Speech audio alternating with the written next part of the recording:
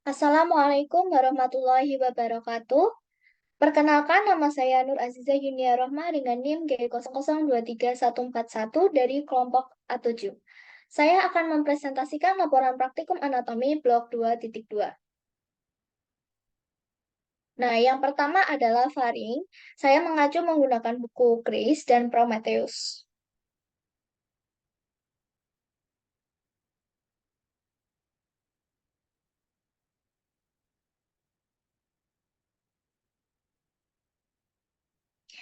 Baik, struktur skeletopisnya dibagi menjadi tiga di faring itu. Nah, yang pertama adalah nasofaring. Nasofaring yang terletak di sini, yaitu berada di belakang atau di posterior nasus dan superior palatum mole, yaitu pada cervical 1 hingga 2. Kemudian yang kedua ada orofaring. Nah, orofaring itu terletak di belakang posterior atau di belakang cavum oris, yaitu di skeletopis cervical 2 hingga 3. Kemudian terdapat laryngofaring di sini, ya yang berada di belakang laring, yaitu cervical 3 hingga 5. Kemudian terdapat muskuli. Nah, muskulinya ini dibagi dua, yaitu 3 muskuli sirkuler yang untuk konstriktor dan 3 muskuli longitudinal untuk elevatornya. Kemudian terdapat vaskularisasi, yaitu dari cabang arteri maksilaris menjadi arteri palatina descendens, kemudian ada cabang arteri facialis yang menjadi arteri palatina ascendens, kemudian ada arteri paringea ascendens, dan ada arteri lingualis, dan yang terakhir ada arteri tiroidea inferior. Baik, yang pertama ada nasofaring. Kita akan bahas satu persatu ya. Nah, skeletopisnya berada di vertebrae cervical 1 hingga 2. Fungsinya untuk apa? Fungsinya untuk respirasi, karena dia berada di belakang atau di posterior dari nasus. Nah, bangunan pentingnya ada apa aja sih? Bangunan pentingnya itu ada koana, terus ada ote yang menghubungkan nasofaring dengan kavitas timpani di telinga. Terus ada tonsila paringea atau adenoid yang berupa cincin Wildeyer. Kemudian ada torus tubarius, yaitu suatu peninggian di posterior dan superior opte. Kemudian ada torus levatorius, yaitu peninggian di sebelah inferior dari opte. Dan ada recessus pharyngeus. Kemudian yang kedua ada orofaring. Nah, orofaring ini skeletopisnya berada di cervical 2 hingga 3. Fungsinya untuk proses pencernaan karena dia berada di posterior dari oral. Nah, bangunan pentingnya yaitu isthmus faucium sebagai apertura, kemudian ada arcus palatoclosus yaitu lipatan mukosa di anterior fossa tonsillaris, kemudian ada arcus palatopharyngeus yaitu lipatan mukosa di posterior fossa tonsillaris, kemudian ada fossa tonsillaris itu sendiri yaitu cekungan di antara arcus palatoglosus dan arcus palatopharyngeus yang nantinya akan ditempati sama tonsila palatina. Kemudian terdapat tonsila palatina. Nah, gambarnya ada di sini. Nah, tonsila palatina. Kemudian ada vallecula epiglotica, yaitu tempat tertampungnya benda tumpul yang tertelan. Ingat-ingat ya, ini tumpul.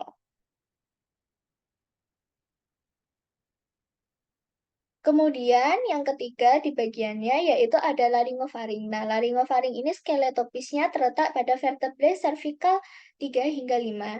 Bangunan pentingnya ada fossa piriformis yaitu menampung benda tajam yang tertelan. Nah, yang tadi itu yang tumpul, nah yang di laryngofaring itu yang tajam.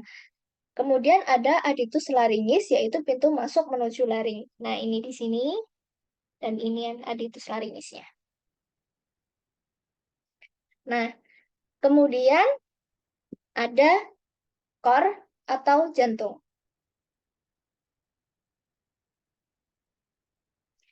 Nah, yang pertama ada strukturnya kan ada dua, yaitu struktur eksternal sama struktur internal. Nah, kalau struktur eksternal itu ada apa aja sih? Ada ruang jantung. Nah, ruang jantung ini ada 4, yaitu atrium dextrum, atrium sinistrum, ventriculus dextrum, dan ventriculus sinistrum. Kemudian ada juga yang namanya auricula jantung. Ini berbeda sama atrium. Nah, ini tuh sebagai struktur pelengkap dari atrium yang menonjol karena dia sisa dari atrium kanan jantung yang berfungsi meredakan tekanan tinggi di atrium. Jadi ini sisa dari pembentukan pas janin gitu. Terus terdapat sulcus, tempat lewat pembuluh darah jantung, yaitu sulcus interventricularis posterior. Nah, ini ada sulcus, ini kan ada pembuluh darahnya. Nah, di sini ada sulcusnya untuk tempat lewat pembuluh darahnya. Nah, ini salah satunya contohnya adalah sulcus interventricularis posterior. Nah, struktur eksternalnya itu ada yang lain, yaitu eh, eh, nanti dibagi tiga kan. Dia kan struktur eksternal tuh fungsinya buat tempat melekatnya miokardium, terus pelekatan kuspis, sama isolator impuls atrium ventricle. Nah, terdiri atas tiga bagian, yaitu annulus fibrosus, trigonum fibrosum, sama pars membranacea, septum interventricular, atria, dan atrioventricular. Nah, annulus fibrosus itu bentuknya kayak cincin gitu. Dia ada 4 cincin fibrosa yang mengelilingi 2 ostium. Nah, apa aja sih? Yang pertama ada annulus atrioventricularis dexter, annulus ventricularis dexter di sini. Nih. Kemudian ada annulus atrioventricularis sinister di sini. Kemudian ada annulus valva aorta. Ini aorta, yang di aorta, dia berada di tengah-tengah sini. Kemudian ada annulus valva trunci pulmonalis di sini. Dia mengelilingi ini di sekitar valva pulmonalis. Kemudian ada trigonum fibrosus, ada 2, yaitu trigonum fibrosum dexter yang di sini, dexter atau dextrum, di antara annulus fibrosus valva aorta dan annulus atrioventricularis dextra. Kemudian ada trigonum fibrosum sinistrum yang di sini, ini di sini, di antara annulus fibrosus valva aorta dan annulus atrioventricularis sinistra. Nah, kemudian ada struktur internal. Nah, struktur internal sendiri itu tuh dinding-dinding jantung. Nah, dinding jantung secara umum itu dibagi 3. Ada epikardium yang berada di paling luar, terus ada miokardium yang berisi otot otot jantung yang tebal, kemudian ada endokardium. Terus yang pertama itu ada di bagian atrium dexter. Nah, ada bagian halusnya yang bernama sinus venarum cavarum. Kemudian di bagian kasarnya namanya musculus pectinati. Sinus vena cavarum itu sinus venarum cavarum dan kasarnya musculus pectinati. Nah, bagian kasar dan halus ini nanti dipisahkan sama 2 krista, yaitu oleh 2 bagian, yaitu crista terminalis di bagian dalam dan sulcus terminalis di bagian luar. Nah, terdapat juga fossa ovalis dan nimbus fossa ovalis, yaitu obliterasi dari foramen ovala yang berada di septum interradial. Kemudian ada ostium atrioventricularis dextra yang akan menghubungkan dengan ventriculus dexter. Kemudian juga ada ostium sinus coronaria yang berada di valvula Debussy. Kemudian ada ostium vena cava inferior. Nah, si atrium dexter ini akan dimuarai oleh 4, yaitu vena cava superior, vena cava inferior, sinus coronarius, dan vena cordis. Kemudian di ventriculus dexter. Nah, ventriculus dexter ini terdiri dari satu ruangan kasar yang tersusun dari trabecula carnea. Nah, terdapat 3 jenis ya, trabecula carnea, ya, yaitu musculus papillaris dan chorda tendinea yang membantu penutupan katut. Kemudian ada trabecula septomarginalis yang terdapat bundle of His dan rigi biasa yang menonjol di bagian dalam. Kemudian juga terdapat ostium trunci pulmonalis yang menghubungkan dengan truncus pulmonalis. Nah, untuk chorda tendineanya berada di sini. Ini chorda tendineanya. Kemudian yang dinamakan trabecula karena itu ini. Nah, kemudian ada atrium sinister atau yang di sebelah kiri. Terdiri atas sinus venarum cavarum dan auricula sinistra. Kemudian terdapat ostium arterioventricularis sinistrum yang berfungsi untuk menghubungkan dengan ventriculus sinistrum. Kemudian terdapat fossa ovalis dan valvular foraminis ovala. Nah, di atrium sinister akan dimuarai oleh empat juga dua buah vena pulmonalis dextra, satu vena pulmonalis sinistra superior, dan satu vena pulmonalis sinistra inferior. Kemudian pada ventriculus sinister terdapat pembentukan di sini nanti terbentuk apex cordis. Nah, miokardnya lebih tebal dibanding yang lain karena si ventriculus sinister ini akan memompa darah ke seluruh tubuh. Jadi butuh otot yang lebih tebal gitu. Terus terdapat vestibulum aorta di bagian ventriculus sinister yang akan mendekati aorta. Terdapat ostium aorta, kemudian terdapat musculus papillaris dan chorda tendinea. Nah, gimana sih mekanisme pembukaan dan penutupan katup jantung itu? Diawali dengan fase late diastole. Ini adalah fase late diastolnya. Nah, jadi semua chamber atau atrium sama ventrikelnya akan relaksi. Jadi si darah itu bisa langsung mengalir ke ventrikel secara pasif tanpa menunggu atrium itu berkontraksi. Kemudian yang kedua ada fase atrial systole. Nah, karena darahnya atrium tuh ada sedikit gitu masih, jadi dia akan si atriumnya akan kontraksi, terus semua darahnya langsung bisa masuk ke ventricle. Kemudian yang ketiga ada fase isovelometric ventricle contraction. Nah, tahap awal kontraksi ventricle. Nah, dia nanti ada tahap awal kontraksi ventricle, tapi dia tuh cuma mendorong darah, tapi belum bisa keluar gitu. Terus katup atrioventrikularnya si bikuspid sama trikuspidnya tuh jadi tertutup karena dia sebagai sinyal gitu. Tetapi belum katup semilunarnya masih tertutup gitu karena tekanannya belum cukup kuat. Kemudian ada fase ventricular ejection, yaitu kontraksi ventrikelnya tuh kuat, sehingga tuh katup semilunarnya terbuka dan darah keluar dari ventrikel, terpompa gitu. Kemudian ada fase isovolumic ventricular relaxation. Ventricle relaksi, katup atrioventrikularnya akan tertutup, karena meskipun ventrikelnya turun tekanannya, tapi masih lebih tinggi dibanding atrium. Jadi darah bisa masuk lagi secara pasif, katup semilunarnya tertutup. Kemudian ada diafragma dan mediastinum, acuannya Prometheus dan Gray.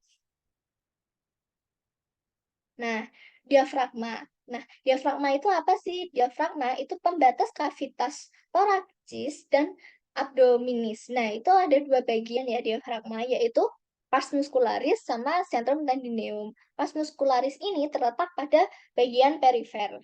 Nih, ini musculus. Musculus ini, di sini.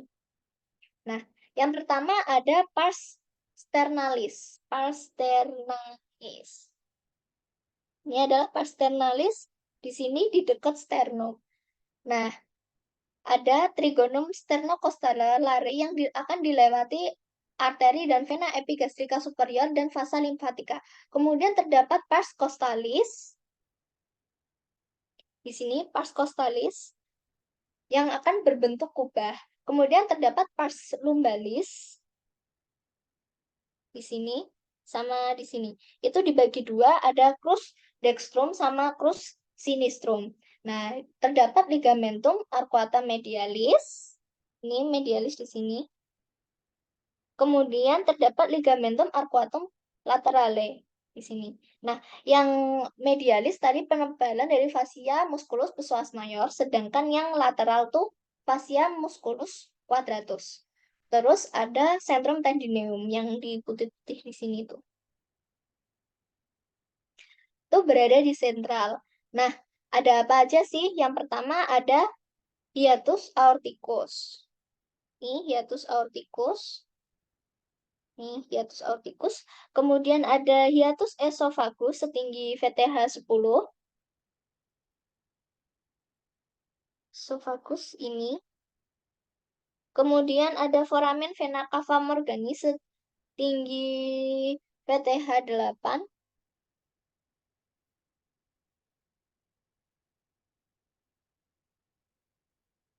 Kemudian ada trigonum sternocostale atau lare yang akan dilalui oleh atrium vena epigastrica superior dan vasa limfatika. Nah, kemudian diafragma ini juga terdapat neurovaskularisasi.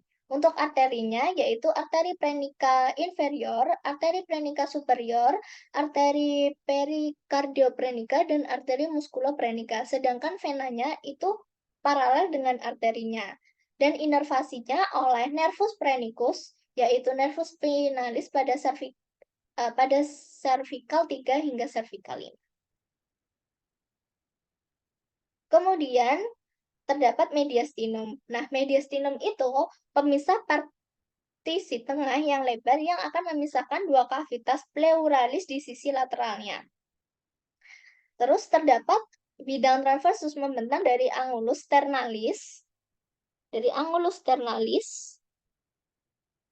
sampai ke diskus intervertebralis antara VTH 4 dan 5. Kalau ditarik akan di sini. Tarik.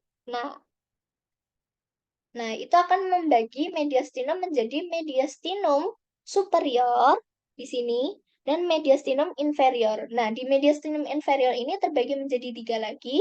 Ada anterior, tengah atau media, dan posterior. Untuk mediastinum superior, dia akan membentang dari apertura superior toraks sampai ke transverse thoracis plane, termasuk pada angulus sternalis antara VTH 4 atau 5. Nah, isinya ada apa aja? Ada timus, ada trakea, ada esophagus, dan ada yang lainnya karena yang cukup aja. Terus, terdapat mediastinum inferior yang anterior di sini. Nah, itu berada di anterior perikardium, di posterior sternum dan musculus transversus thoracis. Nah, isinya apa? Itu ada sisa timus. Tadi kan timusnya ada di superior, tapi juga ada di inferior yang bagian anterior. Itu ada sisa timus, ada nodi limfatiki, dan ada lemak. Terus ada juga mediastinum inferior yang media, yang nomor 2 di sini. Di antara kavitas pleura dextra et sinistra, isinya core atau jantung, terus ada perikardium, ada nervus phrenicus di pangkal aorta sama bronchi primarii. Kemudian yang terakhir ada bagian mediastinum inferior yang posterior di sini.